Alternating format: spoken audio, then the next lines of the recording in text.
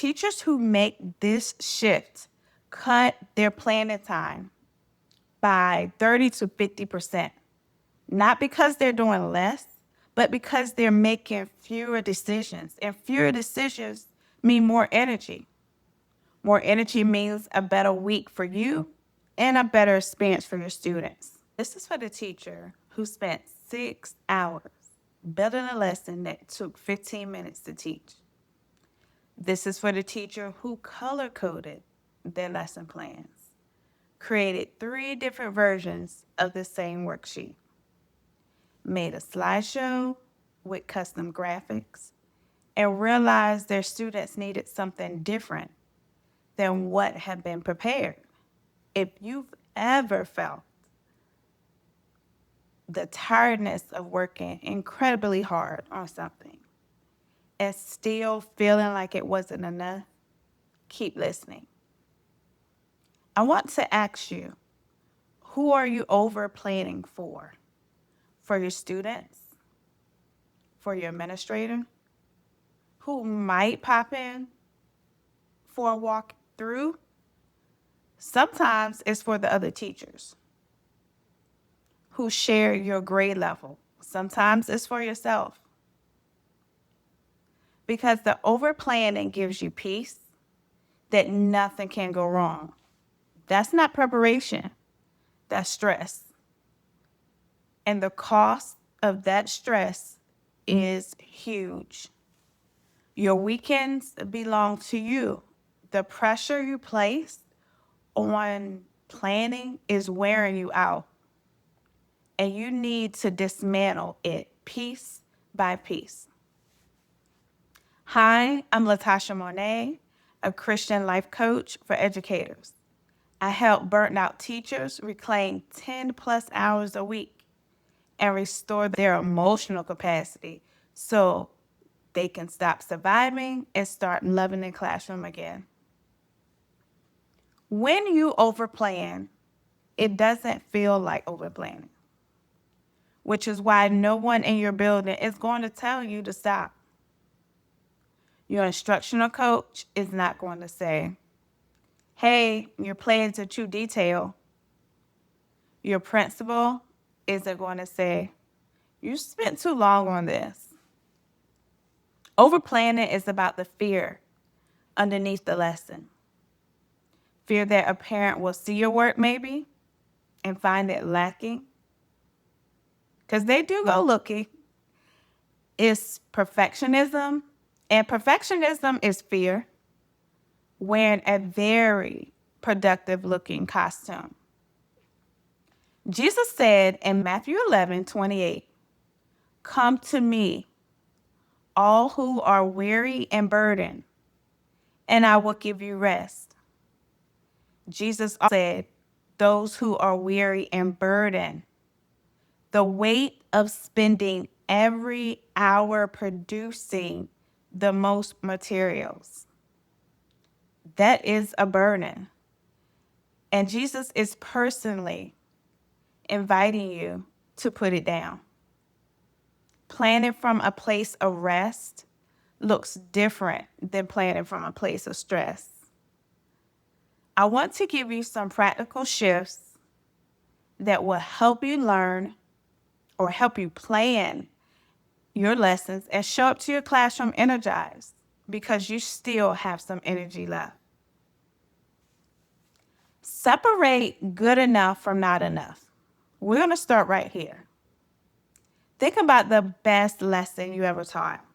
The one where the students were engaged, where the energy in the classroom was electric, where you thought to yourself, yes, this is why I do this. Did it involve elaborate props and 4 different activity versions? Or was it a lesson where you knew your content, you had an objective, and then you were present with your students because you was not mentally drained from the preparation? For most teachers, the best lesson, I know this, my best lessons that I've taught and I've thought about are at the end of the year when all the major tests are done. But the best lessons that we've ever taught were not the most elaborate ones. An effective lesson needs three things: a clear learning objective, an activity that lets the students engage, and a way to know whether they got it at the end. This is the anatomy of a good lesson. The custom graphic organizer printed in full color, definitely optional. The 3-level versions of the activity are optional. It might actually be something your special education support teacher could help you differentiate. Good, purposeful instruction. That is enough. You are enough. Next, let's talk about using templates and frameworks you repeat every week. This is one of the most time-saving strategies. Here's what teachers do. Here's what I've done. They build their lessons from scratch. New structure, new formats, new types of activities, new ways of introducing the content, a new way of checking for understanding. You are not just deciding how to teach it all over again. You're creating a weekly instructional framework and repeating it. Simple structure every week. Different content. It might look like this. Monday is your warm-up and review. Tuesdays is always your new concept introduction or video. Wednesdays is always guided practice where students walk through the examples with support. And then Thursdays can be independent or even like a small collaborative application. Friday, reflection and assessment. When you sit down to plan, you are thinking about the content. What do students need to learn this week? And not the container. The container is already decided. We're talking about the framework, the templates. The structure is already built. You're just filling in. Teachers who make this shift cut their planning time by 30 to 50%. Not because they're doing less, but because they're making fewer decisions. And fewer decisions mean more energy. More energy means a better week for you and a better experience for your students. Let's talk about setting a lesson planning time limit and honoring it. This sounds simple, but I want to make sure it doesn't slide by you because it is one of the most powerful things you can do. Starting this week, I want you to give yourself a time for planning, whatever is realistic for your context. When you set a timer, your brain, it makes decisions. It actually makes decisions faster because it knows there's a boundary.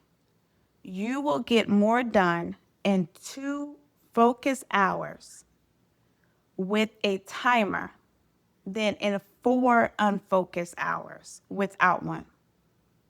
I have seen this over and over. And here's the faith piece.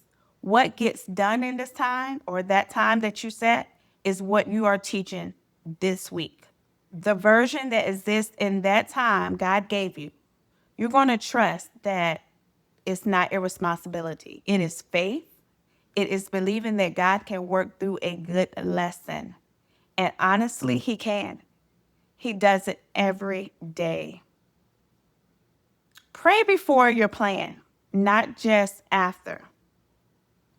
Teachers sit down to plan thinking about the week ahead, and students who are struggling.